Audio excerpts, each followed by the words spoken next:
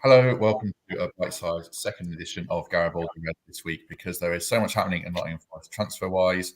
So to discuss that, I'm joined by Red reporter Sarah Clapson. Hello, Sarah. Are you well? Hello, Matt. Hello.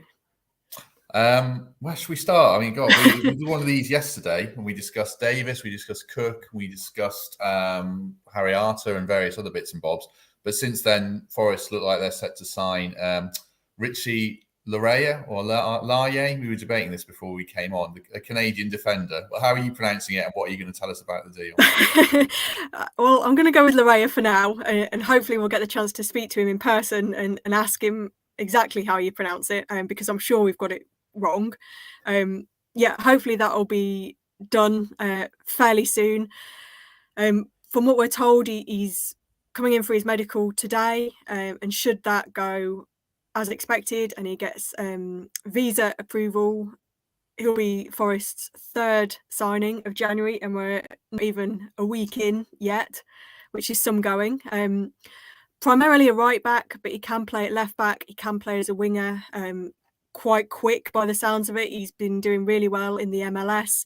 Toronto really wanted to hang on to him. Forest looked like they've got a very good deal out of it. And it's an area that they needed to strengthen, they needed options in. So it seems like another really good piece of business on the face of it.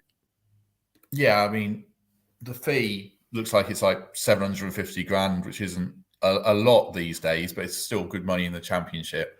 And his wage, like they offered him $1 million a year to stay, which is still lower by Championship standards. That's a whole different conversation. But it does sound like Forest are exploiting quite a new, potentially fruitful market. And obviously Dane Murphy will know it very well, won't he, in the MLS?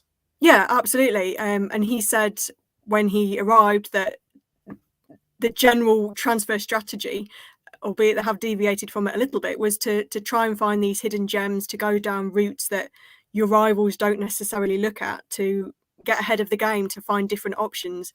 Otherwise you end up in positions like Forest have been in before, and it's the same with some of their targets this window, where everybody's looking at the same player, and you end up having to pay a premium to get them and having to fight off a lot of competition to get a Championship standard player. So they've gone down that route with Ojeda in the summer, and it's a good area to exploit, I think. Obviously it's a market that Dane Murphy knows very well. He'll be a player that he knows very well, and you're getting a different type of player to what other teams are looking at and trying to get. And I don't think that's a bad thing at all. I think Forest have to look at different options. They have to spread their nets. They have to try and go down different avenues. And you're getting for that fee. That's for any Championship club, that's pretty decent. And Forest don't want to be spending a lot of money. We all know about the perils of FFP and trying to balance the books. And obviously in the summer they didn't sell big like they have done before, so that they are having to be quite careful about their business. And so far, I mean, they've done it really well. They've got a loan signing in, they've got a free agent in, and now they're getting somebody in for less than £1 million. That's pretty good going. What you said there is spot on about looking in different areas, but one of the early comments here is we want Jed Wallace, and everyone knows about Jed Wallace as one of the top Championship players. He linked with a lot of clubs, and obviously Forest are at the forefront of that queue. I mean, I thought Steve Cook was a transfer coup. If they can get Jed Wallace, that's a real coup, isn't it? In Germany? Yeah, absolutely. I mean, he's one of the best in the Championship, really, at what he does. He brings goals, he brings assists. He's a good attacking player, got good experience, decent age. He'd be brilliant. I'm sure he would come in and make a great impact if Forest do manage to get it done.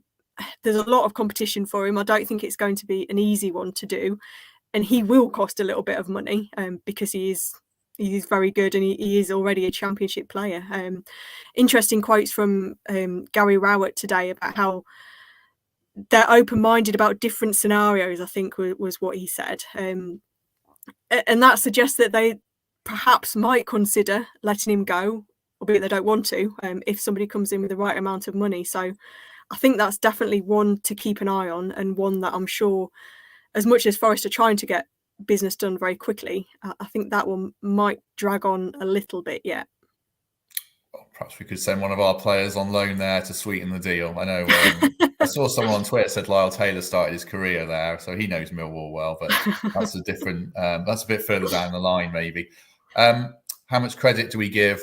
I mean, Forest have been horrendous with their transfer policy, been too scattergun, and they've gone early here, but it feels more targeted. How much how much praise do we give Cooper, Murphy and the ownership for backing them?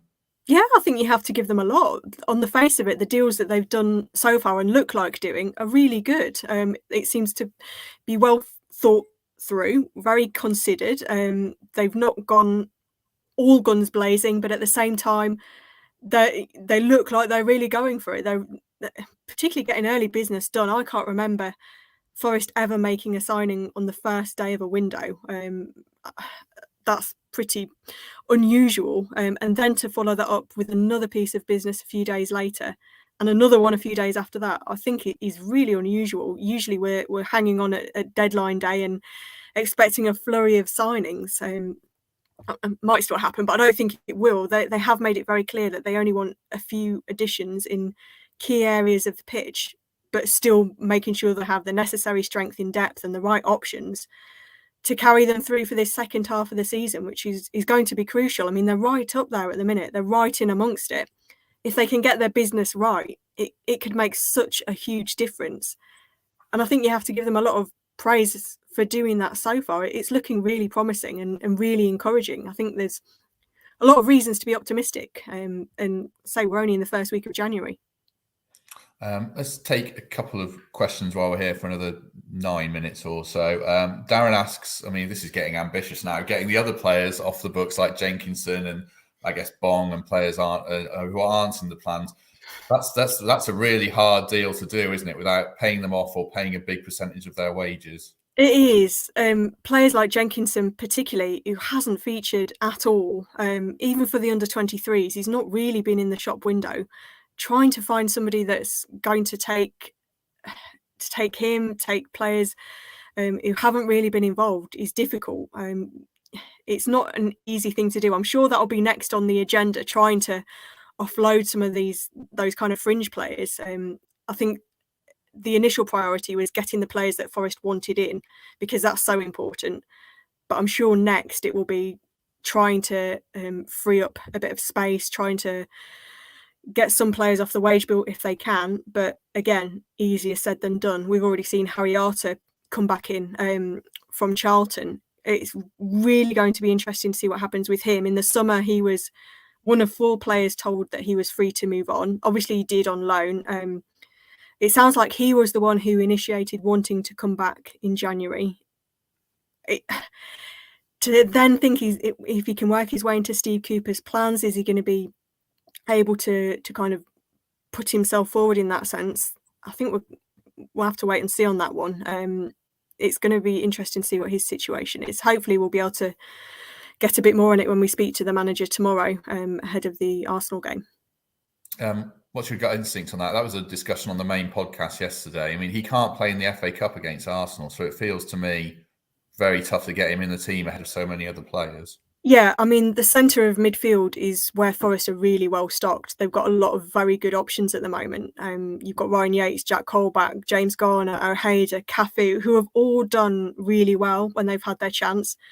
To add LARYEA to that list, he's got a lot of players ahead of him. He's really going to have to go some, I think, to impress and try to catch the manager's eye if that's what he wants to do.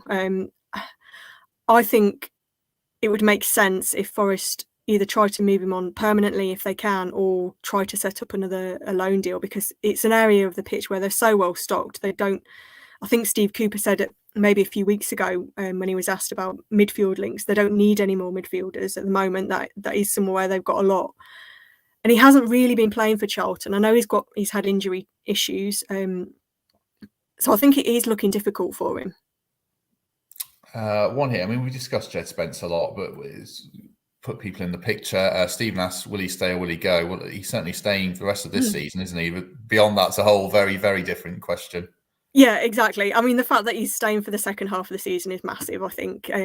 Take anything beyond that as a bonus, but if he keeps playing the way he has done, I'm sure he'll have a lot of other interest, and I'm sure that's partly what Middlesbrough are thinking as well. But the fact that Forest have managed to get him for these next few months and he can play a big part in hopefully pushing for the top 6 is huge, because at one stage it looked like he was going to go back and he would have left a big hole to fill.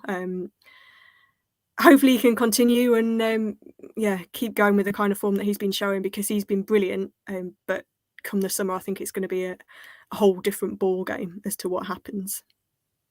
There's a couple of people asking about Derby players. Lee Buchanan's the one that always comes up. I don't know anything about that, but if they're signing Laryea or Laryea, probably a bit more unlikely that they'll go in for another player, and they don't want to be stockpiling, do they? No, exactly. I would think at the moment, if Laryea is coming in, I think that probably solves one position for the time being. He can play right or left, which is good to have that kind of flexibility. Again, when you get towards the summer and you've got loanees going back, then it might change. But I would be surprised if Forest pursue Buchanan beyond getting Laryea in at the moment. But it's January, anything can happen. We've seen that before. True. Last one. I think there's all indications of the Arsenal games going ahead. Are you giving Steve Cook and Keenan Davies a debut straight away to get them going? Yeah, it's going to be interesting to see the kind of team that the manager picks, whether he goes for a really youthful side, as some managers do in the FA Cup, or whether he tries to get a strong lineup out there, given that the Barnsley game was postponed. Maybe give players like Cook and Davies a go, or players that haven't really been in the starting 11 a chance. I'd probably put them both in, I think. Steve Cook hasn't played too much. Well, neither of them have actually played too much this year. So I think it would do them good to get some minutes under their belt, get kind of used to the players and get used to playing at the City Ground. Big game to come into. I'm sure they would relish it. So I'd put them straight in, I think. Yeah, me too. Right, there we go. I think we'll leave it there. It was only going to be a short update. I think, what's the headlines? Laryea is going to sign, and they'd like to sign Wallace, but it's a difficult deal to do. Is that how we sum up 12 minutes? I think that's we could have done this very quickly, but yeah, that's probably it. Good. Right. If people missed the main podcast with David Prutton and Greg Mitchell and myself yesterday, do go back and we can discuss a lot more in depth. That was about 50 minutes long, although a lot of it was talking about Prutz getting sent off for Southampton and stuff like that.